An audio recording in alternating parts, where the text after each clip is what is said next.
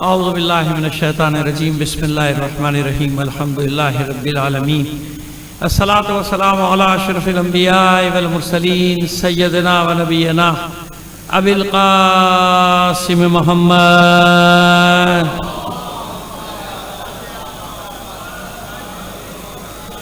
وآلہ الطیبین الطاہرین المعصومین ولعنۃ اللہ علی اعدائہم اجمعین من الآن الی قیام یوم الدین اما بعد فقد قال اللہ تعالی فی کتابہ المبین وہو اصدق القائلین وقولہ الحق بسم اللہ الرحمن الرحیم وما کان المؤمنون لینفروا کافہ فلولا نفر من کل فرقۃ منہم طائفۃ لیتفقہوا فی الدین وَلِيُنذِرُوا قَوْمَهُمْ إِذَا رَجَعُوا إِلَيْهِمْ لَعَلَّهُمْ يَحْذَرُونَ صلوات بھیجئے محمد آل محمد پر۔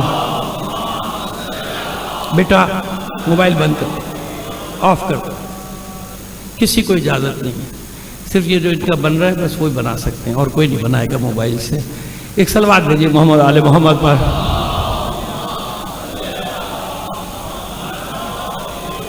آپ سے گزارش کریں کہ بانیان مجلس کے مرحومین اپنے تمام مرحومین شہدائے ملت جعفریہ، خاص طور پر شہدائے پارا چنار اور عظیم مجاہد اسماعیل ماہینہ کے اسماعیل ہانیہ کے ایصال ثواب کے لیے ایک سورہ فاتحہ پڑھ کر بخش دیجیے گا۔ اسماعیل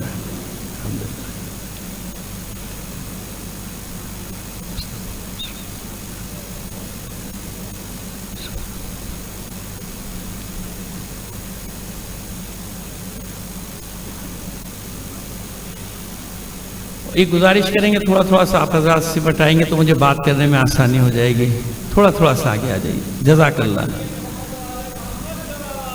اللہ حافظ۔ ایک بار اور اس سے بہتر انداز میں بلند آواز سے ایک صلوات بھیج دیجیے گا۔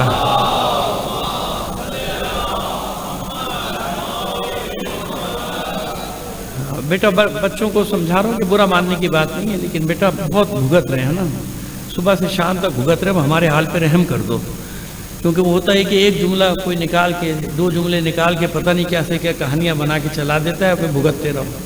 تو پہلے بہت پریشان بیٹھے ہوئے ہیں اور پریشانیوں میں اضافہ نہیں چاہتے مزید۔ ایک صلوات بھیجیے محمد آل محمد پر۔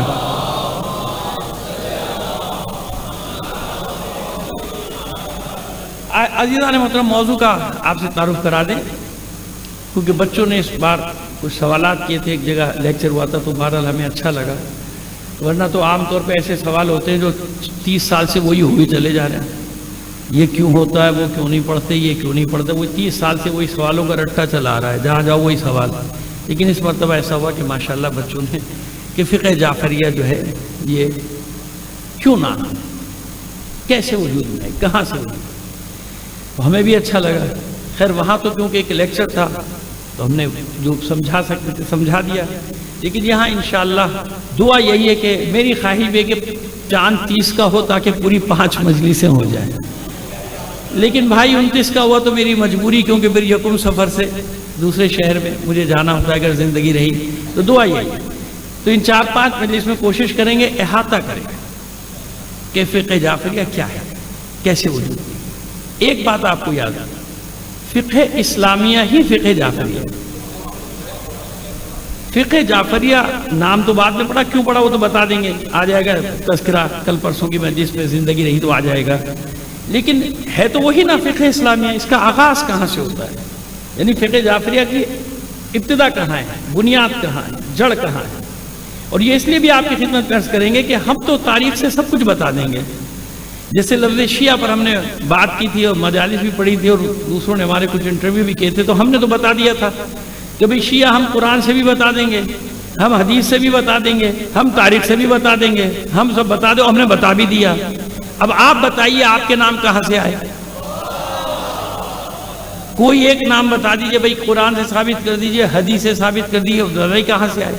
بلکہ کچھ نام تو ابھی 100-125 سال پرانے ہیں، کوئی 150 سال پرانا ہے، چلو دوسری صدی ہجری میں بھی کوئی نام پڑ گیا، یا پہلی صدی ہجری کے بالکل آخر میں بنی امیہ نے کچھ نام دے دیے تو وہ دے دی انہوں نے، کوئی ان کے پاس دلیل تو نہیں ہے، نہ قرآنی دلیل ہے نہ کوئی حدیث، ہمارے پاس تو دلیلیں تھیں ہم نے دے دی۔ اسی طرح یہ فقہ کا جو مسئلہ ہے، اس لیے آپ کے حوالے کر رہے ہیں کہ ریکارڈ بھی ہو جائے گا نا، ان کے پاس پوری مجلس جائے گی جہاں جائے گی، حالانکہ کاریگر لوگ اس میں سے بھی جملے نکال لیتے ہیں، پوری مجلس سے نکال کے جو کاریگری جانتے نا وہ نکال کے چل بھائی کام ہو گیا. اچھا اس پہ ایک بات بتا دو بچوں، بیٹا میرے غور سے بات سنو. دیکھیں ایک اصول ہے سب جانتے ہیں کہ جب آپ کو ایک نیکی کرتے ہیں تو جہاں تک وہ نیکی جائے گی ثواب بڑھتا جائے گا نا آپ کا، ہے نا. لاکھوں لوگوں تک وہ نیکی جائے، لاکھوں لوگوں کے ثواب میں آپ شامل ہیں، کیونکہ آپ نے آغاز کیا نا. بدی کا کیا اصول ہے وہ بھی یہی ہے نا. جب انسان ایک برا کام کرے گا اور اگر وہ برا کام معاشرے میں پھیلے تو جہاں تک پھیلے گا آپ عذاب میں شریک. اب یہ ہمارے بعض احباب سب کی بات کر رہے ہیں، اپنی ملت کی بات نہیں کر رہے ہیں، تمام پورا قوم کی بات کر رہے ہیں جو یہ کھیل کھیلتے ہیں.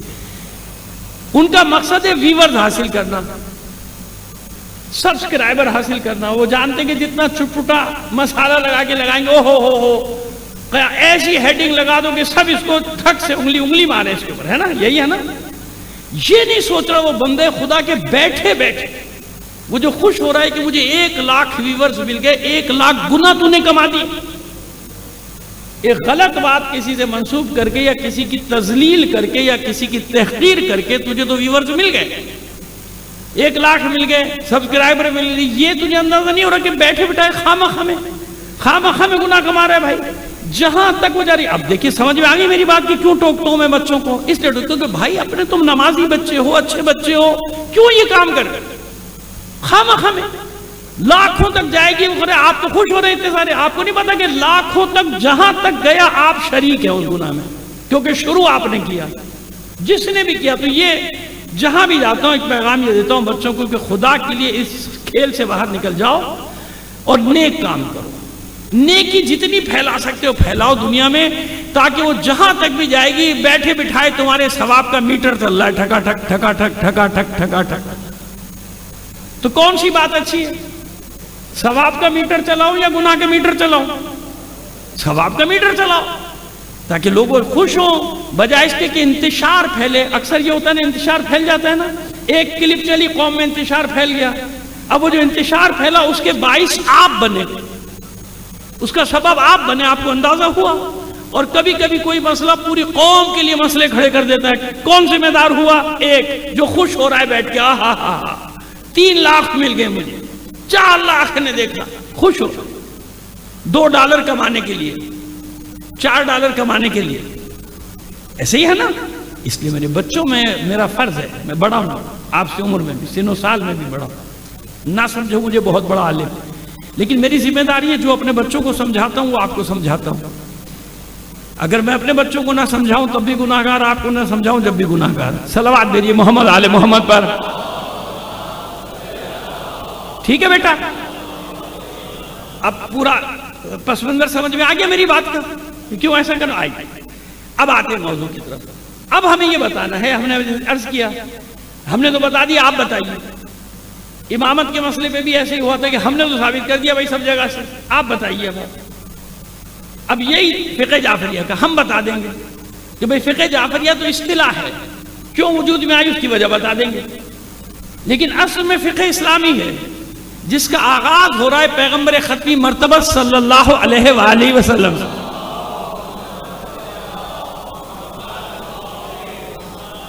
دیکھیے جو میں نے سورہ توبہ کی جس آیت کی تلاوت کی نا اس کا تھوڑا سا ترجمہ تشریح کر دیں تاکہ وہ تشنگی نہ رہ جائے کہ آیت کون سی پڑھی تھی. سورہ توبہ کی 122 وما کان المؤمنون لینفروا کافہ. واجب نہیں ہے، فرض نہیں کہ سارے کے سارے مومن نکل پڑو. اب وہاں بریکٹ میں جہاد بھی لکھا ہے، جہاد کے لیے پوری قوم نہیں جا سکتی، جا بھی نہیں سکتی. کہاں چھوڑ کے جائیں گے سب کو، بال بچوں کو؟ نہیں، ضروری نہیں. جد و جہد یا کسی بھی کام کے لیے، دین کے علم کے لیے سب نہ نکلو. بس ایسا کیوں نہیں کرتے ہو؟ اب اسی آیت میں آ گیا فلولا نفر من کل فرقۃ منہم طائفۃ. ایسا کیوں نہیں ہوتا کہ ہر گروہ میں سے ایک جماعت نکلے، یعنی ہر آبادی میں سے فلولا نفر من کل فرقۃ منہم طائفۃ، تم میں سے ہر گروہ میں سے ہر آبادی میں سے ایک جماعت نکلے. ایسا کیوں نہیں کرتے ہو؟ ایک جماعت نکلے، کیوں نکلے؟ کس لیے نکلے؟ لیتفقہوا فی الدین، تاکہ دین کا علم حاصل کرے. دیکھیے فقہ کا معنی آپ کو پہلے بتا دیں، لغوی اور اصطلاحی معنی، جیسے ایک بار شریعت کا بتایا تھا آپ کو. فقہ کا معنی ہے غور و فکر، سوچنا، غور کرنا. فقہ کہ بڑا فقیہ. فقیہ کسے کہتے ہیں؟ جو زیادہ غور و فکر سے کام لیتا ہے نا، علم علم علم پڑھتے پڑھتے فقہ، اس کو کہتے ہیں فقہ، یہ لغوی معنی ہے۔ اب اصطلاح میں جب آگیا تو فقہ کس کو کہتے ہیں؟ دینی مسائل سے متعلق جو علم ہوگا اسے کیا کہتے ہیں؟ علم فقہ۔ علم فقہ جیسے فقہی مسائل، حالانکہ فقہ کا معنی غور و فکر ہے، لیکن جب بھی فقہی مسائل دیکھنے ہوں گے تو وہ کتاب دیکھیں گے، بھائی توضیح المسائل لے آؤ، کیوں؟ فقہی مسائل ہیں، اس میں کیا کہا جاتا ہے؟ فقہی۔ اب یہ فقہ کا معنی آسانی سمجھایا ہم نے، زیادہ تفصیل میں نہیں جا رہے، جتنا متحمل ہو سکتی ہے مجلس میں اتنا بتا دیا آپ کو، سمجھ میں آگے؟ لیتفقہوا فی الدین۔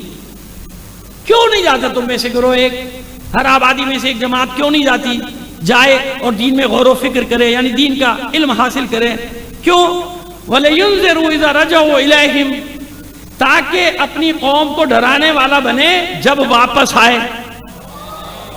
آیت قرآنی ہے نا، اس میں تو کوئی جھگڑا نہیں ہے نا بھائی، نص قرآنی بتا رہا ہوں آپ کو۔ وَلَيُنذِرُوا قَوْمَهُمْ إِذَا رَجَعُوا إِلَيْهِمْ، جب واپس علم کا دین حاصل کر کے آئے، فقیہ بن کے آئے، تو ڈرانے والا بنے۔ لَعَلَّهُمْ يَحْذَرُونَ، شاید یہ قوم ڈر جائے۔ اور کہیں ایسے تاکہ یہ قوم ڈر جائے، یعنی ایک ڈرانے والا ضرور ہونا۔ ہاں، سارے آپ کو جنت میں بھیجتے رہیں، کوئی تو ڈرانے والا بھی تو ہونا چاہیے نا بھائی۔ سمجھئے میری بات؟ صلوات بھیجئے محمد آل محمد پر، ٹھیک ہے نا؟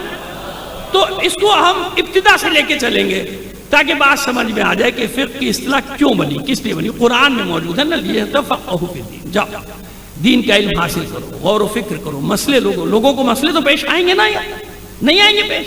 تو ان مسائل کا حل کون بتائے گا؟ جو فقیہ ہوگا۔ کیا ہوگا؟ فقیہ مسئلہ نکالے گا۔ اب میں نے آپ سے خدمت عرض کیا کہ ہر زمانے میں فقہی مسائل ہیں کہ نہیں ہیں؟ حضرت آدم سے شروع ہو جائیے، جناب آدم کو بھی فقہی مسئلے پیش آئے کہ نہیں آئے؟ وہ تو نبی تھے نا، ڈائریکٹ بتاتے رہے، یعنی عمل کرتے رہے ہر زمانے میں۔ آج فقہی مسئلے کی ضرورت ہے کہ نہیں ہے؟ کہاں تک بچیں گے آپ چاہے وکیل ہوں، چاہے ڈاکٹر ہوں، کسی بھی شعبے کے ہوں بھائی، کہیں نہ کہیں تو پھنسیں گے آپ کہ بھائی کیا کروں، یہ حلال ہے کہ حرام ہے۔ یعنی ہر وہ آدمی جو حلال و حرام کا خیال رکھتا ہے، مجھے بتائیے کہ فقہ کی طرف محتاج ہوا کہ نہیں؟ ہاں، جس کو حلال و حرام کی پرواہ نہیں، اس کی ہم بات ہی نہیں کر رہے، اس کو تو کوئی پرواہ ہی نہیں حلال و حرام کی، اس کے نزدیک کوئی حیثیت نہیں ہے حلال و حرام کی۔ لیکن جو حلال و حرام کی، اچھا مثال کے طور پہ پروردگار سب کو محفوظ رکھے، سب کے گھروں کو شاد و آباد رکھے، سب کے بچوں کو شاد و آباد رکھے، لیکن مسئلہ بتا رہے ہیں نا، طلاق کا مسئلہ ہے، ایک طلاق کا مسئلہ ہے، ٹھیک ہے؟ اب آج کل ہمارے یہاں کیا ہوتا ہے، وہ جناب کورٹ سے طلاق ہو گئی، دے دی، اور شرعی طلاق نہیں دے رہے، یعنی ایک سزا کے طور پہ اب بچی کو سزا دیں۔ اب طلاق تو ہو گئی نا قانونی پاکستان، اب وہ تو بیچاری بندے، اب تو نہیں کر سکتے تھے، شرعی طلاق نہیں دے رہے، کتنا بڑا ظلم ہے یہ، ظلم ہے نا۔ اب اس کا کوئی حل ہونا چاہیے یا نہیں؟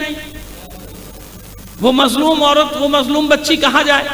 اچھا، میں مظلوم بچی کی مثال دے رہا ہوں، یہ نہ سمجھے گا کہ ہر جگہ بچی ہی مظلوم ہوتی ہے، کہیں بیچارہ بچہ بھی مظلوم ہوتا ہے، کیونکہ ہمارے پاس تو ہر قسم کے کیس آتے ہیں نا بھائی۔ ہاں، تو یہ نہ سمجھ بیٹھے کوئی کہیں واقعی بیچارہ اتنا مظلوم ہوتا ہے کہ اس پہ ترس آنے لگتا ہے کہ بھائی اس کی جان کیسے چھڑائیں ان لوگوں سے۔ صلوات بھیجیے محمد آل محمد پر، ٹھیک ہے جناب؟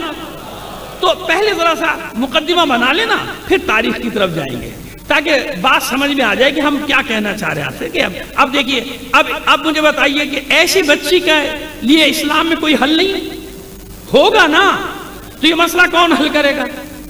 وکیل تو حل نہیں کرے گا، وکیل تو عدالت میں کیس لڑ لیا نا، بیچارے نے لڑ لیا کیس، دونوں طرف سے وکیل کھڑے تھے، ہو گئی طلاق، انہیں دے دیا، جرائی کر دیا، جاؤ بھائی طلاق ہو گئی، جاؤ۔ اب پاکستان کے قانون کے مطابق بیچاری وہ مطلقہ ہو گئی، اب وہ کہیں شادی نہیں کر سکتی کیونکہ شرعی طلاق نہیں ہو رہی۔ شرعی طلاق کیوں؟ اب میں نے خود دیکھا، ضد میں نہیں، ہم ان کو سزا دیں گے۔ سزا دو گے؟ اللہ تم کو سزا دے گا۔ اس طرح سے کسی پر ظلم کرنا، کسی بچی پہ ظلم کرنا، اس کے خاندان سے اس طرح کا انتقام لینا، بھائی نہیں رہنا، جان چھڑاؤ، ختم ہو کے جاؤ۔ اللہ نے راستہ رکھا ہے نا، حلال کاموں میں سب سے جو ناپسندیدہ فعل قرار دے دیا، لیکن حلال ہے، جاؤ، ناپسندیدہ ترین فعل تھا، جاؤ طلاق کر دو، ختم ہو گئی قصہ، یہی ہے نا؟ نہیں دے رہا، کوئی حل ہونا چاہیے کہ نہیں؟ تو کون حل کرے گا؟ ڈاکٹر صاحب حل کریں گے، بیرسٹر صاحب حل کریں گے، حکیم صاحب حل کریں گے، اور جیسے کہ آج کل ہوتا ہے پنچایت حل کرے گی، پنچایت جو حل کرتی ہے اس کا پنچایت کا انجام آپ دیکھا کرتے ہیں، صبح شام ہوتا کیا ہے، وہ کیا حل کرتے ہیں پھر آپ کو معلوم ہے نا؟ وہ حل کریں گے، یعنی اللہ نے اس کا کوئی حل رکھا کہ نہیں رکھا؟ رکھا نا، تو اب اس کے لیے کون ہے؟ فقیہ، فقیہ جامع الشرائط کو حق دیا اللہ، یعنی رسول نے حق دیا، امام نے حق دیا، مطلب اللہ نے حق دیا، سمجھ میں آ گئی بات؟ اس کو یہ حق حاصل ہے کہ وہ اس بچی کو آزاد کرائے گا، اس کو حق دینی، وہ ولی بن گیا۔ کیا بن گیا؟ وہ ولی کہتے ہیں نا، پریشان تو نہیں ہوئے نا آپ؟ ولی کے معنی میں پڑھ چکے ہیں آپ کے یہاں یہیں پہ مجلسیں کہ ولی کے کتنے معنی ہیں؟ ولی ہوتا ہے نا، جیسے باپ، بیٹی کا ولی کون ہوتا ہے؟ باپ۔ اللہ خدا نہ کرے باپ نہ ہو تو بڑا بھائی اس کا ولی، یا کوئی وصیت میں ولی بنا کے جائے کسی کو کہ میرے مرنے کے بعد میرے بچوں کا یہ ولی ہوگا جب تک میرے بچے بڑے نہ ہو جائیں، کسی کو بھی ولی بنا سکتا ہے، اپنے بھائی کو، کسی کو، چاچا کو، ماما کو، کسی کو بنا، اس کو بھی ولی کہتے ہیں۔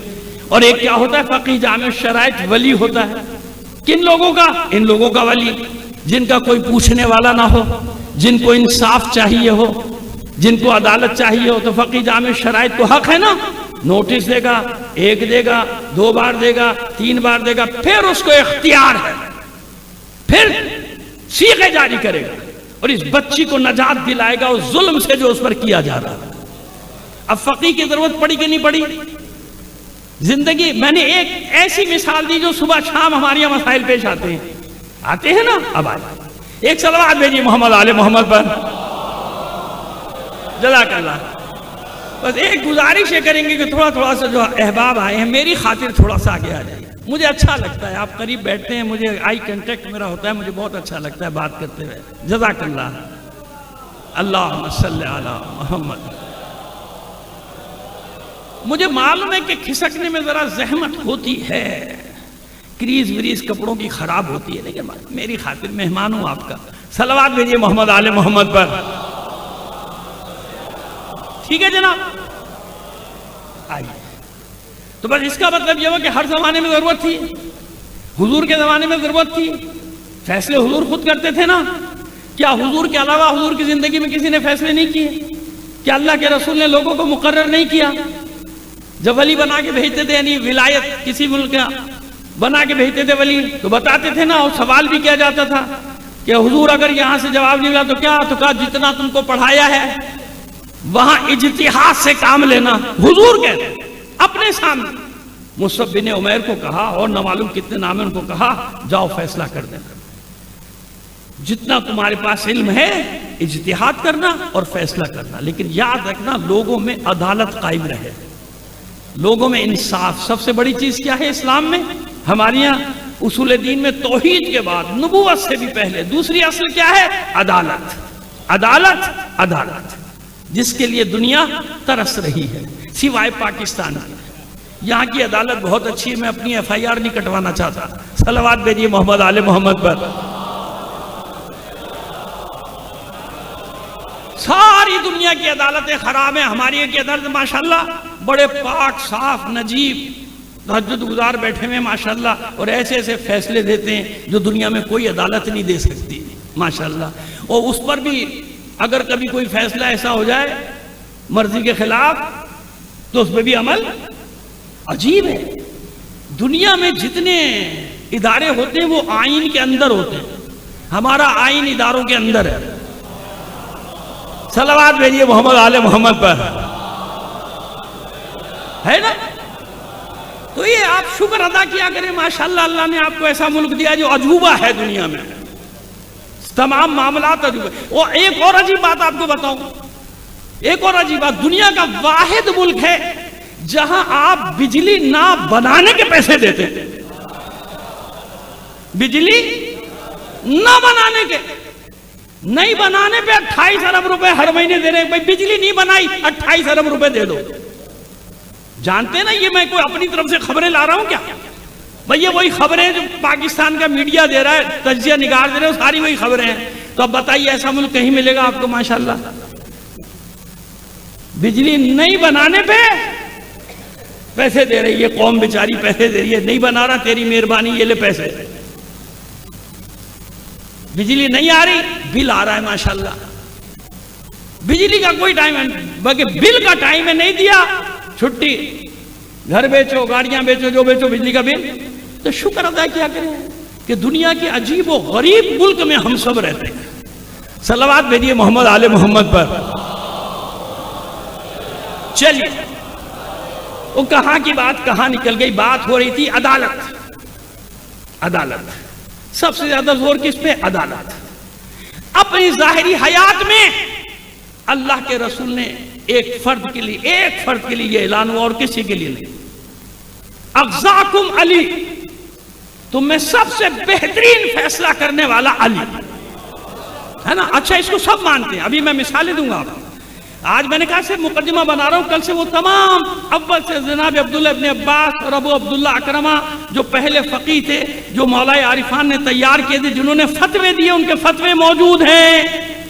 کچھ کی کتابیں لکھی گئی، لیکن تاریخ کی دستبرد کے کتابوں کے نام موجود ہیں، مولا کی شاگردوں کے فقہی رسالوں کے، لیکن وہ دستبرد زمانہ سے محفوظ نہ رہ سکے، مگر نام ان کتابوں کے موجود ہیں۔ ظاہر کہ ہمارے کتاب خانے جلائے گئے، یہ معلوم ہے آپ کو، اور قلمی وہ چھپتے تو نہیں تھے، قلمی نسخے ہوتے تھے۔ صرف بغداد ہجری 447 میں جب یہ تغرل بیگ سلجوق نے شیعوں کا قتل عام کیا تھا، کرخ کی بستی جلائی تھی، اس کا کچھ دیر کے لیے قبضہ ہوا تھا تغرل بیگ سلجوقی کا، سلجوقیوں کا قبضہ ہوا تھا، تو وہ اسی زمانے کی بات ہے کہ جو کتاب خانے جلائے گئے تھے، شیخ توسی کا، سید مرتضی عالم الہدا کا، اور جو مدارس کتاب، تو ان کی تعداد لکھی 8 لاکھ شیعہ کتابیں۔ یہ ایک بار کی بات کر رہا ہوں، ہمیشہ ہوا۔ معجزہ کیا ہے؟ آج بھی دنیا میں جتنی مضبوط فقہ جعفریہ ہے، کسی فقہ میں وہ استحکام نہیں، استحکام نہیں ہے۔ چیلنج کر رہا ہوں، ایک ہی مکتب کے دیکھ لیجیے، ہر آدمی الگ فتویٰ دے رہا ہوگا۔ فقہ جعفریہ میں کیا ہے؟ استحکام۔ اس کی وجوہات بھی بتائیں گے آپ کو، لیکن ابھی بتا رہے ہیں اغزاکم علی، علی جو فیصلہ کرتے وہ آخری، یعنی علی کا فتویٰ آخری۔ حضور نے اپنے زمانے میں اعلان کیا نا، ایک اعلان تھوڑی کیا تھا خالی ولایت کا، ولایت میں تمام چیزیں آئی تھی، پھر بھی لوگوں کو الگ الگ سمجھایا تھا کہ ویسے تو ولایت میں سب آ گیا، تمہیں سب ماننا ہے علی کا حکم، لیکن پھر بھی نہ سمجھو کی سمجھ میں نہ آئے تو اللہ کے رسول نے کئی بار فرمایا کہ اگر علم حاصل کرنا ہو تو اس دروازے سے آنا، مجھ تک پہنچنا ہو تو اس دروازے سے آنا، صحیح فیصلہ کرانا ہو تو علی کے پاس آنا۔ اخذاکم علی۔ اور تاریخی حوالے دے دیتا ہوں، ابھی 2-3 تفصیل میں نے عرض کر دی، کل پہلے دن زیادہ وقت آپ کا نہیں لیں گے، پھر کل بھاگ جائیں گے آپ لوگ، پھر میں کیا کروں گا یہاں اکیلا بیٹھ کے۔ صلوات بھیجیے محمد آل محمد پر۔ کم وقت لیں گے، نہیں آپ جانے والے نہیں، میں برسوں سے آ رہا ہوں، یہ میں نے مذاق میں ایک جملہ کہہ دیا تھا، میں آ رہا ہوں، ظاہر ہے یہاں لوگ میری خشک بیانی کو برسوں سے سننے چلے جا رہے ہیں کہ کبھی تو تر ہوگی، وہ ہوتی نہیں تر کبھی۔ صلوات بھیجیے محمد آل محمد پر۔ آئیے، فتویٰ اعلان کر دیا گیا تھا دوسرے دور میں، اعلان کیا گیا تھا مسجدوں میں، جب علی مسجد میں ہو کسی دوسرے کو فتویٰ دینے کی اجازت نہیں ہے۔ سارے حوالے میں پاس تاریخی حوالے، یہ دوسرے دور میں اعلان ہوا، کیونکہ 3 موقعوں میں کم سے کم یہ اعلان موجود تھا کہ اگر علی نہ ہوتے تو قصہ پاک تھا۔ کتنی بار بچایا تھا علی نے، کتنی بار بچایا تھا علی نے غلط فیصلوں سے؟ نہیں، خبردار اس کو سنسار مت کرنا۔ غریب شوہر پکڑ کے لایا، بچہ پیدا ہوتا ہے 8 مہینے 9 مہینے میں، یہ 6 مہینے میں، وہ قسمیں کھا رہی ہے، جہاز سے اس کو لے کے جا رہے تھے سنسار کرنے، جب مولا آ رہے تھے، مولا پہ نظر پڑی اس کے، مولا مجھے بچائیں مجھے، یہ مجھے سنسار کرنے جا رہے ہیں، اللہ گواہ ہے۔ اور مولا جانتے تھے کہ نہیں بے قصور ہے، واپس لے کے چلو۔ کیوں بھائی، کیا بات ہے، یہ کیا چکر ہے، کیوں اس کو مارا جا رہا ہے؟ نہیں بھائی، اس نے 6 مہینے میں کیسے ہو جائے گا، قرآن نہیں پڑھا۔ وہ پیش کر دیں گے آیات، بعد میں بھی بتا رہے ہیں علی نے فیصلہ کرایا نا، تو خدا کے بندے تم نے پڑھا نہیں؟ سورہ لقمان کی آیت جس کی تلاوت ہم کرتے رہتے ہیں، ایصال ثواب کے لیے، وَوَصَّيْنَا الْإِنسَانَ بِوَالِدَيْهِ حَمَلَتْهُ أُمُّهُ وَهْنًا عَلَىٰ وَهْنٍ وَفِصَالُهُ، دودھ چھڑائی کی مدت کتنی ہے؟ 2 سال، اور پوری مدت کتنی ہے؟ 30 اشہر، ولادت سے لے کے وہاں تک 30 مہینے، 30 مہینے میں 2 سال دودھ چھڑائی کی مدت، تو تو 6 کتنے بچے؟ کہ 6 مہینے۔ کہ قرآن یہ کہہ رہا ہے تم وہ فیصلہ دے رہے ہو، اس وقت کہا تھا لولا علی،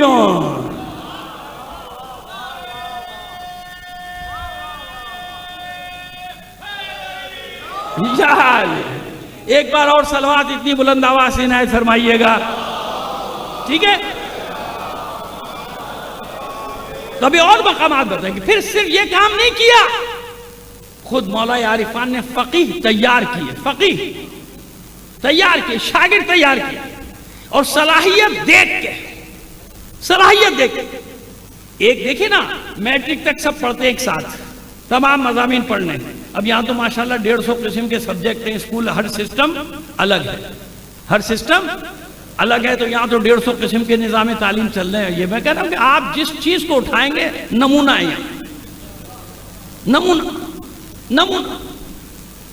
تعلیم نہیں ہے ٹیکس دو، اسپتال نہیں ہے ٹیکس دو۔ ایک چیز باقی رہ گئی، سانس کتنی لے رہا ہے ابھی دن میں گنو اس کی، کتنی سانس لے رہا ہے؟ ہماری ہوا میں حکومت تو ہماری ہے، اس پہ بھی ٹیکس دے بھائی، زندہ رہنے کا ٹیکس دے۔ لوگ خوف سے مر نہیں رہے کہ مرنے پر بھی ٹیکس ہے۔ قبر ہو گئی 60-70 ہزار روپے کے، وہ موت نہیں آئے، بچا رہا ہوں پیسے کہاں سے دیں گے میرے بچے قبر کے، ہے نا؟ میں نے کہا نا جہاں آپ ہاتھ ڈالیں گے نمونہ نمونہ ہے، دنیا میں ایک نمونہ بنا ہوا ہے، مذاق اڑ رہا ہے ساری دنیا میں ہمارا۔ صلوات بھیجیے محمد آل محمد پر۔ چلیے یہ سب باتیں تو میں کرتا ہی رہتا ہوں نا، وہ عادت ہے، کیا کریں؟ وہ بھی کہتے ہیں آپ بولنے دو، ایک آدمی بول رہا ہے اس کو بولنے دو، جو مرضی اس کو بولنے دو۔ وہ بھی ادھر سے سنتے ہیں، آدھی ادھر، وہ پوری دنیا کی سن کے کان سے نکال دیتے ہیں، میری بات کیا اثر کرے؟ ان پہ ان کی باتیں اثر نہیں کرتی، میری بات کیا اثر کریں گے؟ لیکن ہمیں بھی تو اپنی بھڑاس نکالنی ہے، ہم بھی نکالتے رہتے ہیں۔ صلوات بھیجیے محمد آل محمد پر۔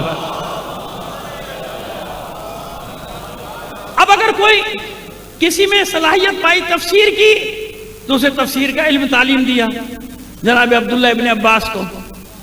کسی میں صلاحیت پائی کہ یہ لغت میں اس کا شوق ہے، زبان میں اس کا شوق ہے۔ کون؟ ظالم ابن عمرو، نام ہے ظالم ابن عمرو، مسلمان۔ اب ظاہر زبان جاہلی میں پتہ نہیں کیا کیا نام رکھتے تھے لوگ، رکھا مسلمان ہوا تو بدل دیا۔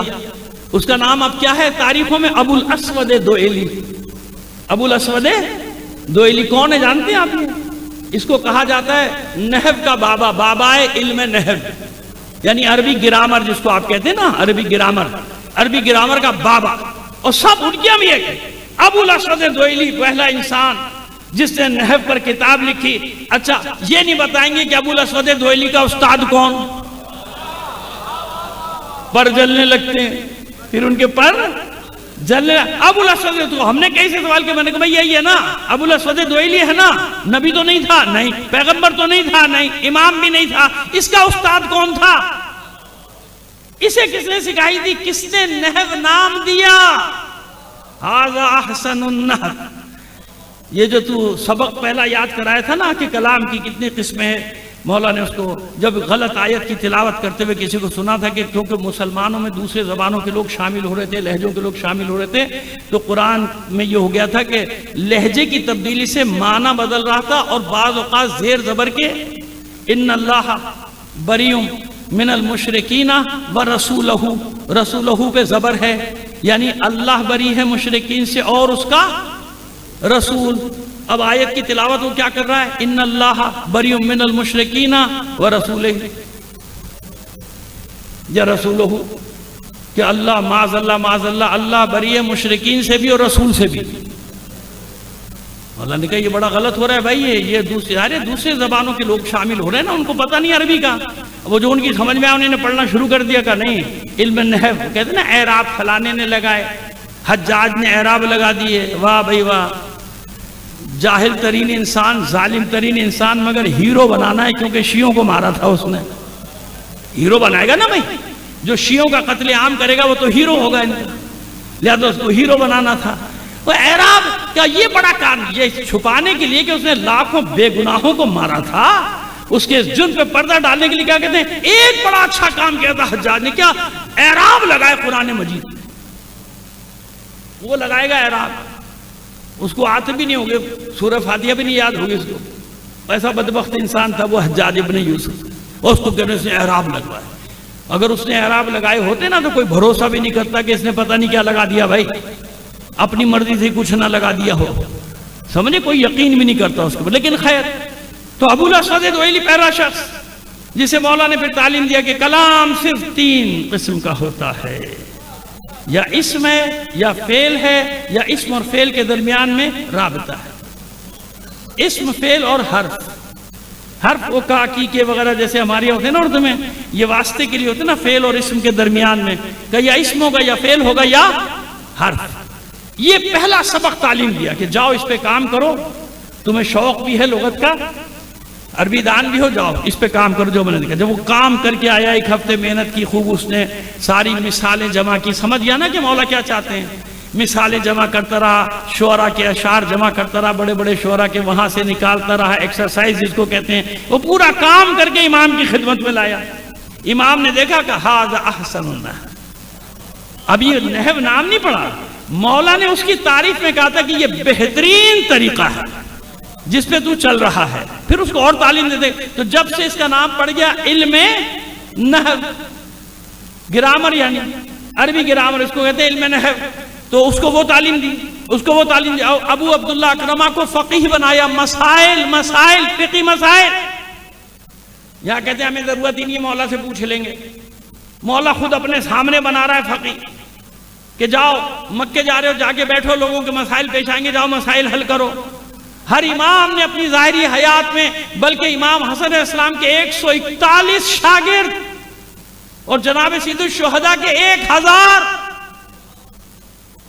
پھیلا دیے تھے پورے علاقوں میں. اور پھر سوچ لیجئے کہ آگے آنے والے اماموں کے کتنے شاگرد تھے.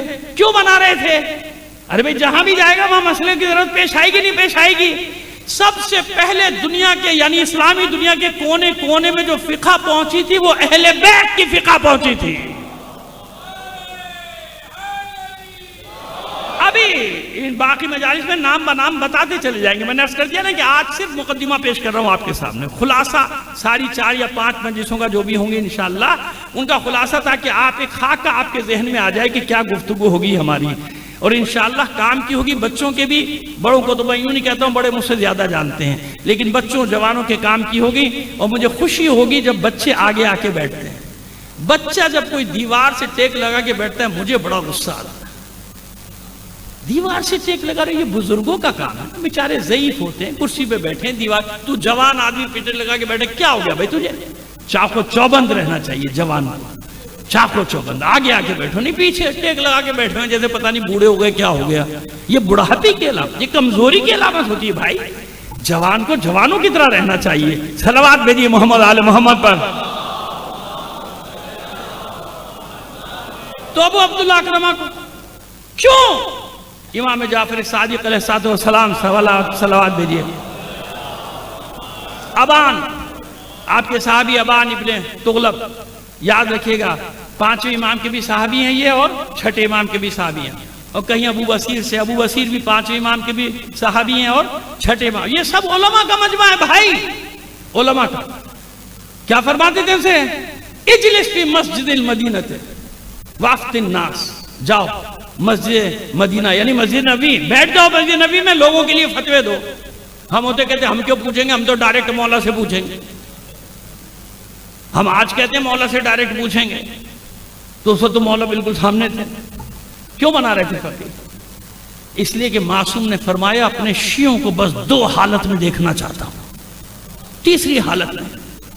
اپنے ہر شیعہ کو 2 حالتوں میں سے ایک، یا علم سکھا رہا ہو یا علم سیکھ رہا ہو.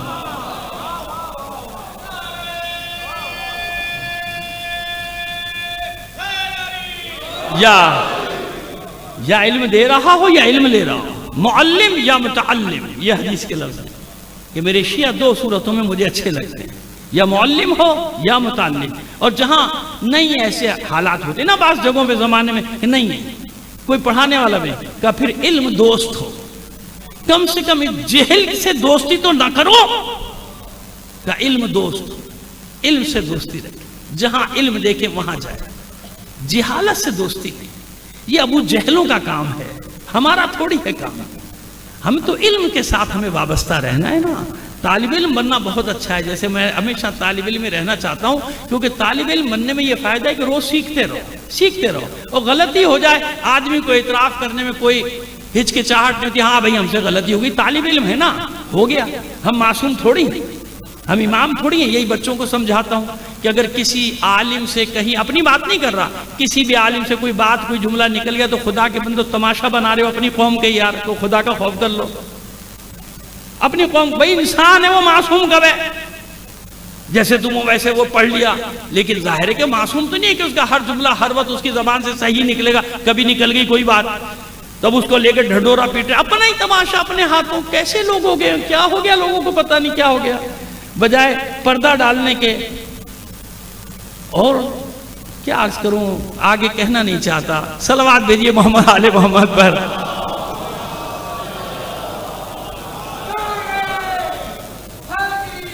یار یہ جوان دیکھیے کتنا اچھا لگا مجھے، چاہے 70 سال کی عمر ہو اس کی، لیکن دیکھیے جوانوں کی طرح نعرہ لگایا، ماشاءاللہ، اللہ ہمارے ان جوانوں کو سلامت رکھے۔ ایک اور صلوات بھیجیے محمد آل محمد پر۔ آئیے تو بات یہاں تک ہوئی کہ اب ہم ایک تسلسل لے کے چلتے کہ کیسے فقہ جعفریہ نام ہوا، تدوین کیسے ہوئی، اور آج تک کا سفر کیسا، کیسے کیسے مجاہد علماء، جن کی میں آپ کو انشاءاللہ تفصیل بتاؤں گا، صرف ایک آدمی کی طرف اشارہ کر رہا ہوں، اس کی تفصیل زندگی رہی کل بتاؤں گا، خواجہ نصیر الدین طوسی۔ دو طوسی گزرے ہمارے یہاں، یاد رکھیے گا، ایک شیخ ابو جعفر طوسی اور ایک خواجہ نصیر الدین طوسی، اور دونوں نابغہ۔ شیخ ابو جعفر طوسی کون سے؟ وہ جو نجف میں حرم کے دروازے نا، ماشاءاللہ زیارت کے لیے لوگ گئے، جو نہیں گئے پروردگار سب کو لے جائے۔ ایک دروازے کا کیا نام ہے؟ باب طوسی۔ حرم سے باہر نکلیں گے، جیسے باب طوسی سے باہر نکلیں گے، بائیں ہاتھ پہ کونے پہ بازار چل رہا ہے نا دونوں طرف، بائیں ہاتھ پہ کونے پہ لکھا ہوگا مسجد طوسی، ہے نا؟ اسی مسجد طوسی میں شیخ ابو جعفر طوسی کی قبر، اسی کا نام ہے مکتب طوسی۔ تفصیل بعد میں بتاؤں گا، ابھی اب وقت نہیں رہا۔ خواجہ طوسی کون ہے؟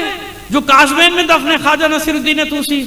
خواجہ نصیر الدین طوسی کے تعارف میں صرف ایک جملہ کہوں گا کہ ہمارے تمام محققین اور مورخین نے لکھا کہ جتنا اس اکیلے نے تشیع پھیلایا، اور یہ بھی بتا دوں کنورٹڈ، خواجہ نصیر الدین طوسی کون تھے؟ بتا دیں گے ان کا زندگی رہی کل واقعہ کنورٹ ہونے کا، اور کتنا نابغہ تھا یہ عالم کا، عجیب غریب انسان تھا، اتنے علوم پہ بیک وقت کوئی عام انسان، معصوم کی بات نہیں کر رہے، یاد رکھیے گا، معصوم ماورا ہے جو ہم باتیں کریں، ہم انسانوں کی، عام انسانوں کی باتیں کریں، معصوم کی نہیں کہہ رہے۔ ایک وقت میں اتنے علوم پر، اس پر لوگ حیرت کرتے تھے کہ یہ کیسا انسان ہے، اور وہ علوم بھی سب ایک دوسرے سے مختلف۔ ان علوم کی بھی آپ کو تفصیل بتاؤں گا جن علوم پر وہ حاوی تھا، اکیلے۔ اگر یہ کچھ بھی نہ کرتا نا تو اس کا ایک ہی کارنامہ بہت تھا، جانتے ہیں وہ کیا ہے؟ کچھ بھی نہ کرتا۔ اس کے شاگرد کا نام ہے علامہ ہلی۔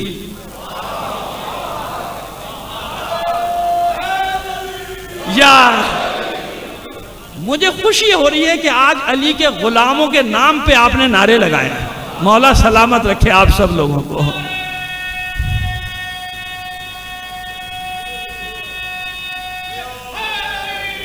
یا علامہ ہلی، ایک ہی کام کافی تھا، علامہ ہلی جیسا شاگرد دیا عالم کو، وہ علامہ ہلی جس نے پوری ایک کشور کو شیعہ کر دیا، بادشاہ سے میں جاؤ، اکیلے نے، علامہ ہلی نے۔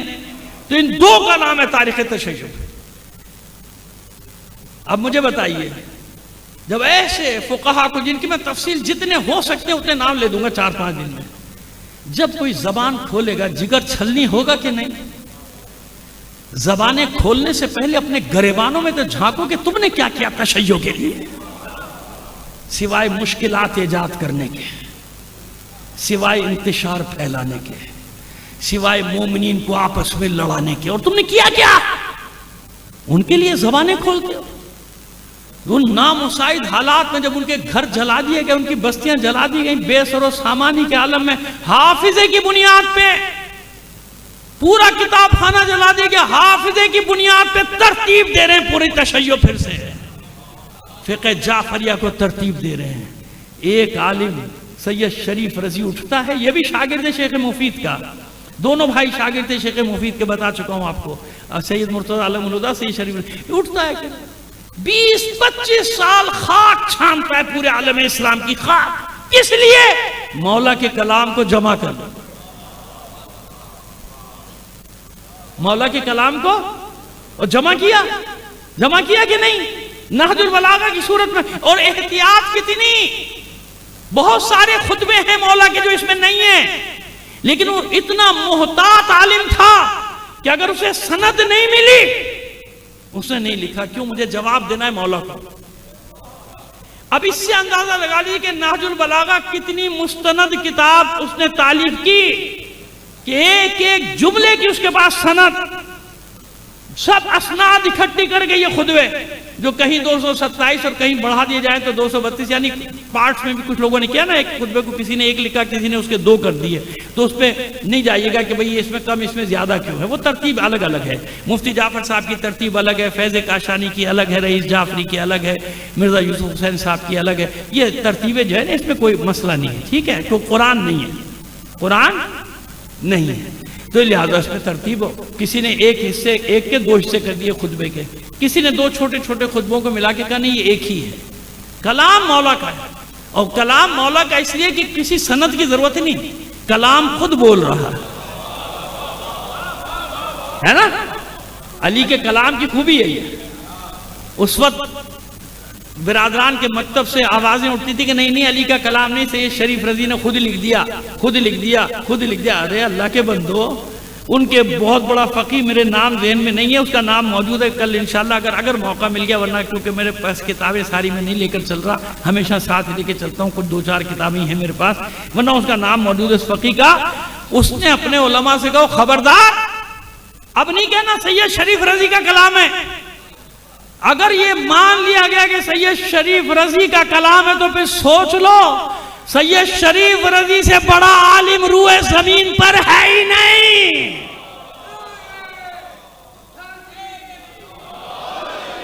اگر یہ اس کا کلام ہے، وہ کہتے بھائی ہے ہی نہیں عام آدمی کا کلام، پھر اس کا مطلب کوئی آگے پیچھے پہلے آگے بعد میں سید شریف رضی، اس کے بعد انہوں نے کہنا چھوڑ دیا کہ سید شریف رضی کا کلام، تو بھائی بات تو صحیح کہہ رہا ہے، اور سید شریف رضی کا کلام مان لیا تو پھر اس سے بڑا عالم کون پہ، تو وہی سب سے بڑا عالم ہے روئے زمین پہ، کیونکہ جو لکھا ہے، اور پھر ایسا کون سا عالم ہوگا خدا کے بندو، لوگ تو دوسروں کا کلام چرا کے اپنے نام پہ لگا دیتے، ہم نے دیکھا ہے، اور شوزب بھائی بیٹھے ہوئے یہ بھی جانتے ہیں، شاعروں میں بھی یہ کرتب ہوتے ہیں، ایک کلام کسی کے تخلص سے آ رہا ہے، وہی کلام ارے بھائی ہے کس کا تم میں سے، یہ کہا پہلے میں نے لکھا، وہ کہتا ہے پہلے میں نے لکھا، ہے نا، ہوتا ہے نا، ایک ہوتا ہے توارد، خیال ایک ہی وقت میں آتا ہے شاعروں میں ذہن میں، کبھی کبھی مصرے پورے کے پورے ایک ہوتے ہیں، اس لیے عرض کر رہا ہوں کہ یہاں سہیل عابدی بھی بیٹھے ہیں، چلے گئے بھائی، ہاں چلے گئے ماشاءاللہ، شوزب بھائی بیٹھے ہیں، اور بھی شعراء بیٹھے ہوں گے، تو وہ جانتے ہیں کہ کبھی کبھی جیسے مصرے طرح پہ کلام لکھے جا رہے ہیں تو کئی شاعروں کا مصرع ایک ہی ہو جاتا ہے، وہ توارد ہے، وہ کوئی ایسا مسئلہ نہیں، لیکن سرقے میں توارد نہیں ہوتا، سرقہ تو سمجھتے ہیں نا، آ گئے سن کے سہیل عابدی، سرقہ یعنی چوری میں تھوڑی ہوتا کہ ایک ہی مصرع کبھی کہنے غالب نے کہا تھا، اس کے بعد کسی اور شاعر نے اپنے نام سے لگا دیا، پھر کسی نے اپنے نام سے لگا دیا، تو یوسفی نے بڑا اچھا لکھا، مشتاق احمد یوسفی نے، کہ ان کو جب کسی نے سنایا تو انہوں نے کہا بھائی یہ فلاں سن میں غالب کا تھا، اور فلاں سن میں کسی نے اپنے نام سے کہا، آج تم سنا رہے ہو، تو انہوں نے فوراً کہا سرقے میں توارد ہو گیا، یعنی چوری میں توارد ہو رہا ہے، مسلسل لوگ چرائے چلے، تو سمجھ گیا توارد ہوتا ہے، توارد فکری بھی ہوتا ہے، شیکسپیئر کی بعض چیزیں، میر تقی میر کو تو انگلش نہیں آتی، لیکن پروفیسر حسن اکبر کمال صاحب کا میں نے مقالہ پڑھا، مرحوم کا بہت دانشور قابل پڑھے لکھے انسان تھے، بہت پڑھے لکھے، ہزاروں کے شاگرد، تو پروفیسر حسن اکبر کمال صاحب نے وہ چیزیں کوٹ کی، میر تقی میر کا شعر اور شیکسپیئر کے جملے، کہ یہ کیا ہوتا ہے آفاقی، جب فکر آفاقی بن جاتی ہے نا، آفاقی یعنی سرحدوں سے نکل جاتی تو فکریں ایک جیسی ہونے لگتی، اب نہ وہ اردو جانتا تھا شیکسپیئر، نہ میر تقی میر انگلش جانتے، نام بھی نہیں جانتے تھے شاید ایک دوسرے کا، نہ میر تقی میر شیکسپیئر کو جانے نہ شیکسپیئر میر تقی میر کو، لیکن انہوں نے وہ اشعار لکھے میر تقی میر کے کہ یہ میر تقی میر نے کہا اور یہ شیکسپیئر نے جملے جو اس نے ڈرامے میں مختلف ڈرامے جو اس نے لکھے تھے کہ یہ شیکسپیئر کے ڈراموں کے جملے کیا تھا؟ فکر کی آفاقیت، فکر کی جیسے اب ہونے جا رہی ہے، کاروبار دنیا سمٹنے جا رہا ہے۔ علی کے شیعوں خوشخبری ہے تمہارے لیے، ہاں ایسے میں نہیں کہہ رہا ہوں، ابھی پورا اشرا پڑھ کے آ رہا ہوں ان خوشخبریوں پہ، خوشخبری ہے تمہارے لیے، اس زمانے میں کاروبار دنیا سمٹنے جا رہا ہے۔ کیوں؟ ظالم جو چال چلے گا اب الٹی اس کے اوپر جائے گی۔ مغرب میں جو ہو رہا ہے نا، مغرب جانتا ہے کہ کون سا طوفان کھڑا ہو چکا اس کے لیے۔ کیوں؟ فکر کی آفاقیت، فکر کی آفاقیت، مظلوم کی حمایت اب شیعہ سنی مسئلہ نہیں ہے، ان کی اپنی قومیں سڑکوں پہ نکل رہی ہیں کہ ظلم بند کرو۔ اب سمجھ میں آگئی بات؟ ہماری یہاں کچھ ضرورت سے بڑے بقرات اعظم بیٹھے ہوئے، ہمارا کیا واسطہ، فلاں کا کیا واسطہ، اور کس کا واسطہ ہے؟ ہمارا ہی تو واسطہ ہے اور کسی کا واسطہ نہیں ہے۔ اس پہ 2-2 4-4 منٹ روز بات کروں گا، آج صرف ایک بات کروں گا، ہماری لڑائی ہے۔ کیوں؟ یہودی کیا پلے کارڈ لے کے احتجاج کر رہے ہیں یورپ امریکہ میں، جانتے ہیں؟ ابھی سرچ کریے، ابھی جائیے گا سرچ کریے، بچے زیادہ جلدی نکال لیں گے۔ پلے کارڈ ہے ان کے ہاتھوں میں کہ خیبر واز یور لاسٹ چانس، مسلمانوں خیبر تمہارا آخری موقع تھا، یعنی اب ہماری باری ہے۔ 1400 سال سے وہ خیبر کی شکست نہیں بھولے، وہ خیبر کی لڑائی لڑ رہے ہیں۔ خیبر کس نے چھینا تھا یہودیوں سے؟ علی نے۔ اس لیے علی والے میدان میں نکلے ہیں کہ یہودیوں کل علی نے تمہیں شکست دی تھی، آج علی کے غلام تمہیں شکست دیں گے۔ یا علی،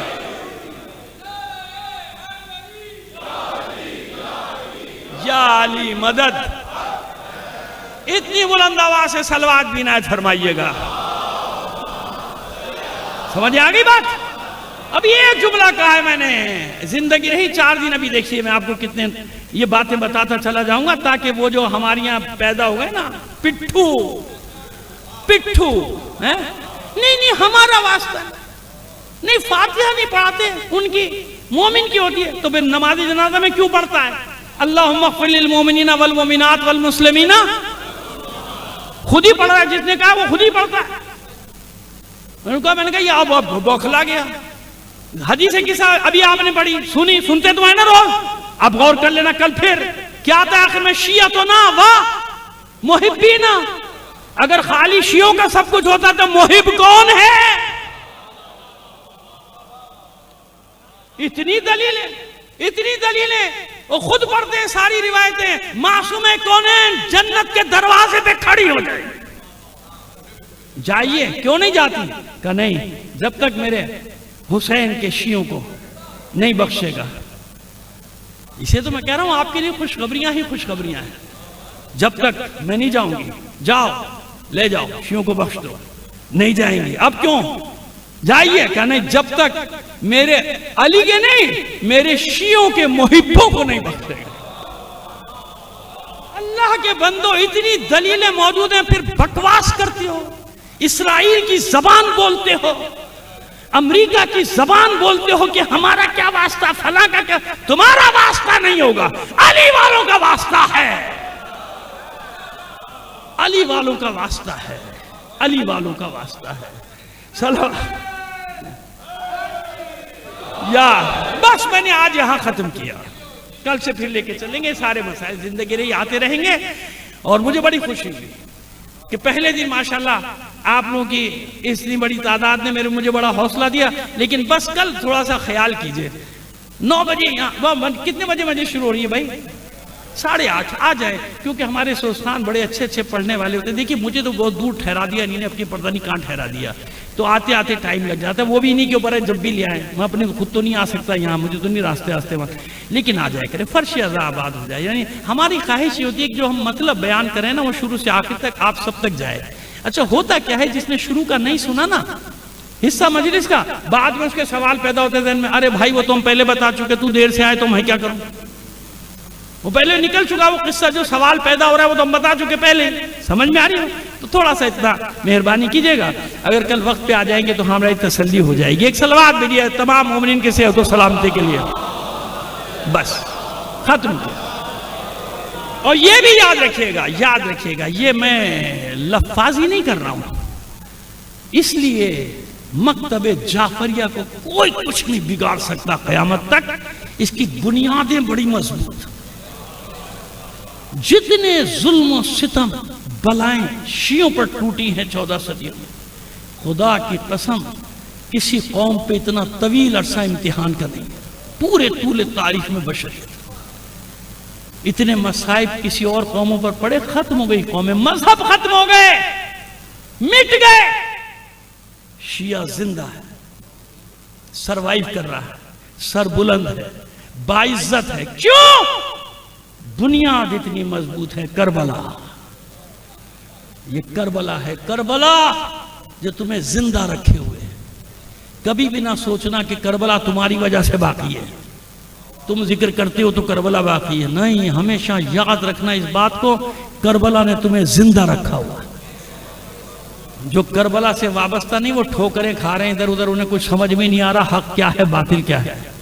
ہمارے پاس معیار ہے کربلا, کربلا, کربلا. یہ وہ کربلا ہے جو بنیاد بنی. پاک ترین کائنات کے پاک ترین افراد کا خون بہا ہے کربلا, ہے نا. حسین کا لہو بہا. اچھا, میں پہلے سے طے کر کے نہیں آیا تھا کیا مسائل پڑھوں گا, لیکن ابھی اچانک ایک میرے جملہ ذہن میں آ گیا چھوٹے سے شہزادے کے لیے. کیا جملہ؟ دیکھیے, یہ کربلا کی جو زمین ہے اس پہ سب کا خون بہا ہے نا, شہداء کا. جناب سید الشہداء کا خون بھی اسی زمین پہ بہا, خاک شفا بن گئی. آج بھی وہ خون ابلتا ہے, عاشور, عصر عاشور ہے نا. لیکن ایک خون کربلا میں ایسا تھا جسے زمین قبول نہیں کرتی تھی. میں نے عرض کیا, میں نے بالکل طے نہیں کیا تھا کہ آج کیا مسائل ہے. بس یہ ابھی ذہن میں جملہ آیا اور بس میرا دل چاہ رہا ہے کہ بس یہی پڑھو, یا مجھ سے پڑھوایا جا رہا ہے. ابھی یہ جملہ آیا. ایک خون ایسا ہے جسے زمین نے قبول نہیں کیا. کس کا خون؟ آسمان نے قبول نہیں کیا. کس کا خون؟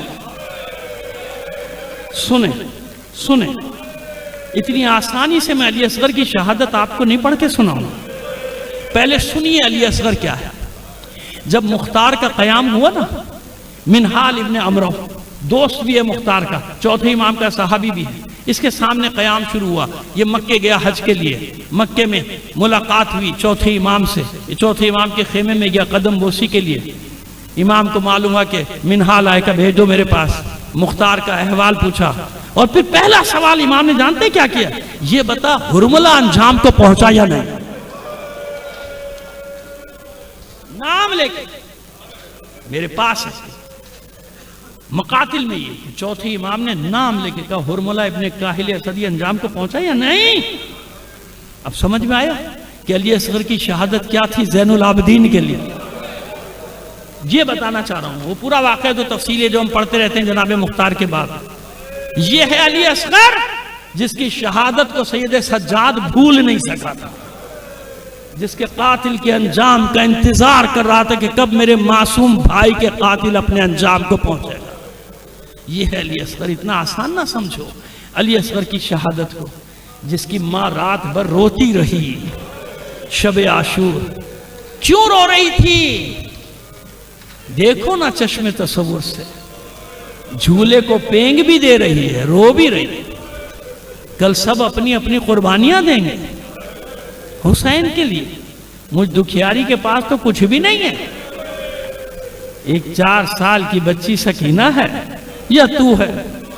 کاش علی اصغر تو اتنا بڑا ہوتا کہ تلوار اٹھا لیتا تو میں تجھے میدان میں بھیج دیتی.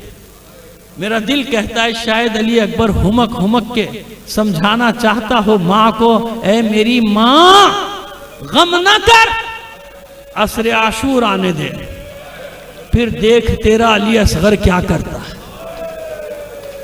اگر میرا چچا عباس فاتح فرات بنے گا نا تو قیامت تک اب تیرا علی اصغر فاتح جنگ کربلا کہلائے۔ میرا ایک تبسم فاتح جنگ کربلا بنا دے گا مجھے، یہ ہے وہ علی اصغر۔ مختصر کرتا ہوں اس واقعے کو کہ کیسے علی اصغر رخصت ہوا۔ بس جب خیمے سے باہر نکلے ہیں نا تو اتنی شدید دھوپ تھی اور کملایا ہوا پھول ام رباب کا کتنے پہروں کا پیاسا مجھے نہیں معلوم، مجھے تو اتنا معلوم ہے جب حسین نے یہ جملہ کہا تھا کہ اتنا پیاسا ہے، اتنا پیاسا ہے کہ اس کی ماں کا دودھ بھی خشک ہو۔ جو حالت لکھی ہے نا جناب علی اصغر کی، وہ لکھی ہے کہ آپ پیاس سے جاں بلب، ایسے نہیں تھے جاں بلب، اس طرح سے ہلکے ہلکے آپ کے ننھے ننھے ہونٹ پھڑک رہے تھے کہ جب مچھلی کو پانی سے نکال کے زمین پر پھینکا جائے پہلے تیز تیز تڑپتی ہے نا، پھر تڑپنے کی طاقت اس مچھلی میں ختم ہو جاتی ہے اور دم نکلنے سے پہلے اس کی بیچاری مچھلی کے لب ہل رہے ہو۔ یہ لکھا ہے مقاتل نے علی اصغر کی کیفیت کو کہ اس طرح لب پھڑ پھڑا رہے تھے علی اصغر، اور حسین نے اپنے اس معصوم ششماہے کو ہاتھوں پہ بلند کیا تھا۔ یہ دیکھو میرے بچے، مجھ سے جنگ ہے تمہاری، اس کو تھوڑا سا پانی پلا تھا، جلتی ریت پہ لٹا دیا تھا، پیچھے ہٹ گئے تھے۔ سمجھتے ہو میں پیوں گا؟ لو میں پیچھے ہٹ گیا، آگے بڑھو، کوئی میرے اس معصوم شیرخوار کو پانی پلا دو۔ کوئی آگے نہیں بڑھا، آغوش میں لیا، میرے لال حجت خدا کا بیٹا ہے تو اب حجت تمام کر، اب مجھے اپنے لفظوں میں کہنے دیجئے، اپنے الفاظ میں کہنے دیجئے۔ نہیں ہوا یہ کہ علی اصغر نے بابا سے اجازت طلب کی ہوگی، بابا مجھے بھی تو حملہ کرنے کی اجازت۔ میں نے کہا یہ روایت کے جملے نہیں پڑھ رہا، میں روایت نہیں پڑھ رہا، میں تو منظر کشی کر رہا ہوں کربلا کی، کہ مجھے تو یوں لگتا ہے کہ علی اصغر نے آنکھوں ہی آنکھوں میں اجازت طلب کی ہوگی، بابا اب مجھے بھی تو لڑنے کی اجازت دو، اب مجھے بھی تو حملہ کرنے کی اجازت دو۔ بابا نے اجازت دی، علی اصغر نے حملہ شروع کیا۔ کیسا حملہ تھا علی اصغر کا؟ لشکر عمر سعد نے ہتھیار پھینک دیے، منہ پھیر پھیر کر رو رہے ہیں۔ عمر سعد پاگل ہو گیا کہ ایسا حملہ تو عباس کا بھی نہیں تھا، ایسا حملہ تو علی اکبر کا بھی نہیں تھا، میرا پورا لشکر اس معصوم سے بچے نے پسپا کر دیا۔ کیا کیا تھا علی اصغر نے؟ بس خشک ہونٹوں کی کمان میں رکھ کے سوکھی زبان کا تیر چلایا، صرف ننھی سی زبان باریک سے ہونٹوں پر پھرائی تھی، پورا لشکر منقلب ہو گیا تھا۔ کتنے ہی شمشیر زن پسر سعد کے سر پہ پہنچ گئے، واپس لے واپس لے یہ حکم، اور پانی پلانے کا حکم دے اس بچے کو، ورنہ ابھی آپس میں شمشیر چلے گی، خون کی ندی بہ جائے گی۔ گھبرا گیا پسر سعد، یہ کیا ہوا، یہ کیا ہوا؟ آواز دی، حرملہ اقطع کلام الحسین، حرملہ حسین کے کلام کو قطع کر دے۔ میں یہاں مصائب میں جو جملے پڑھتا ہوں یہ میرے اپنے بزرگوں کے جملے ہیں جو آپ کی نظر کر رہا ہوں۔ وہ اس جگہ فرماتے تھے کہ یہی تو کہا تھا پسر سعد نے، یہی تو کہا تھا کہ حسین کے کلام کو قطع کر دے۔ یہ کب کہا تھا؟ ننھے علی اصغر کی گردن پہ تیر لگا دے۔ ارے حرملہ نے نشانہ لیا ہوگا حسین کی گردن کا، لیکن ابھی حسین کا آخری مجاہد زندہ ہے، آخری سپاہی باقی ہے علی اصغر۔ ادھر اس نے چلا کھینچا، ادھر علی اصغر نے نگاہیں جمائیں تیر پر، تیر چلا، علی اصغر تیار ہوا، جو ہی تیر بابا کے نزدیک آیا، ہمک کر علی اصغر نے اپنی گردن کو آگے کر اپنی گردن کو آگے کر دیا۔ پہلے تیر نے علی اصغر کے گلے کو چھیدا ہے، پھر حسین کے بازو میں پیوست ہوا۔ آغوش میں تھا نا علی اصغر، تیر لگا، من کا ڈھلک گیا، رخ گردن کا مڑ گیا، نہیں نہیں غلط سمجھے آپ، میں بھی غلط سمجھا. ارے خیمے کے در سے اس کی ماں دیکھ رہی ہے اپنے بچے کی جنگ کو. علی اصغر تیر کی کیا مجال، علی اصغر کی گردن کا رخ گھماتا. یہ تو علی اصغر نے خود مڑ کر دیکھا تھا اور مسکرا کر دیکھا تھا ماں کو. اے میری ماں اب تو راضی ہے نا، دیکھ دیکھ میں نے اپنے بابا کا دفاع کیسے کیا ہے. یہ ہے وہ ابدی تبسم علی اصغر کا جس نے اسے فاتح جنگ کربلا بنایا. کتنے پہروں کا پیاسا شیر خار، ارے کتنا خون نکلے گا اس کے بدن سے، ایک چلو سے بھی کم. لیکن اس خون کی طاقت میں نے بتائی نا، زمین قبول نہیں کرتی، آسمان قبول نہیں کرتا اس خون ناحق کو. حسین نے اپنے چہرے پر یہ خون ملا. نانا اسی چہرے کے ساتھ کیف استسقی الطفلی فابوا ان یرحمونی. کاش تم کربلا میں ہوتے تو دیکھتے کس طرح میں اپنے طفل شیر خار کے لیے پانی مانگ رہا تھا اور ظالموں نے ترس نہیں کھایا تھا. تیر سے میرے بچے کی پیاس بجھائی. سب کے لاشیں حسین لے کر آئے نا خیمے میں، مشکل سے لائے مگر لائے. علی اکبر کا لاشا بچوں کی مدد سے لائے مگر لائے. مگر یہ اس مجاہد کا لاشا ہے، حسین کی ہمت نہیں ہو رہی. مولا کیسے لے کے جاؤں اس کا لاشا خیمے میں؟ کیا کہے گی اس کی ماں؟ پانی پلانے لایا تھا. روزے صبح عاشور عمل کرتے ہیں نا، 7 بار آگے بڑھتے ہیں، 7 بار پیچھے ہٹتے ہیں. یہی تو سب سے بڑی سند ہے کہ حسین کے ہاتھوں میں علی اصغر کا لاشا تھا. آگے بڑھتے تھے، انا للہ و انا الیہ راجعون، پھر پیچھے واپس آتے تھے، رضن بقضائہ و تسلیما لامرہ. آخر ہمت کی، پہنچے خیمے میں، آواز دی، لے رباب اپنے بچے کو لے جا. ماں سے پہلے ایک چھوٹی سی بچی دوڑی دوڑی آئی. بابا پانی پلا دیا اصغر کو. بابا میں بھی پیاسی ہوں. کچھ نہیں کہا حسین نے، ابا کا دامن ہٹایا. بچی نے اپنے معصوم بھائی کا لاشا دیکھا اور پھر سر پہ ہاتھ مار کے کہتی ہے، کیا اس عمر کے بچے بھی قتل کیے جاتے ہیں؟ مجھے نہیں معلوم کیسے رخصت ہوئے حسین، لیکن جانتے ہیں کہ عصر عاشور کے بعد سب کے سر قلم کیے جائیں گے. حرم سے رخصت ہوئے، علی اصغر کو پشت خیمہ پر لے کر آئے. چھوٹی سی قبر بنائی کہ میرے بچے کا سر نہ کاٹ دے. ایک ہی قبر بنائی حسین نے کربلا میں، صرف علی اصغر کی قبر کے نشان کو مٹا دیا. لیکن ہوا کیا؟ عصر عاشور کے بعد جب شہداء کے سر قلم کیے جا رہے تھے، کسی نے کہا ہم نے جتنے مارے تھے ایک سر کم ہے. پھر گنج شہیدہ میں ڈھونڈا گیا، مقتل میں تلاش کیا گیا، کوئی لاشا نہیں ملا. کسی نے کہا پشت خیمہ پر آخری وقت میں حسین کو چھپا رہے تھے. گھوڑے سوار نیزہ برداروں کا دستہ تیار ہوا. حکم دیا گیا خیموں کے پشت کی زمین کو کھود دیا جائے. رباب نے سنا خیمے کے اندر سے پشت پہ آئیے، جھری سے دیکھ رہی ہے کہ گھوڑے دوڑ رہے ہیں، نیزوں سے زمین کھودتے جا رہے. ام رباب کا کلیجہ حلق میں آ گیا. دعا کرتی ہے معبود میرے علی اصغر کی خیر ہو، میرے علی اصغر کی خیر ہو. لیکن اے جناب ام رباب، علی اصغر کی تمنا تو کچھ اور ہے. علی اصغر کو یہ گوارا نہیں کہ سب کے سر نیزوں پر ہو اور جو فاتح جنگ کربلا ہو اس کا سر نیزے پہ نہ ہو. بس علی اصغر کی تمنا پوری ہوئی.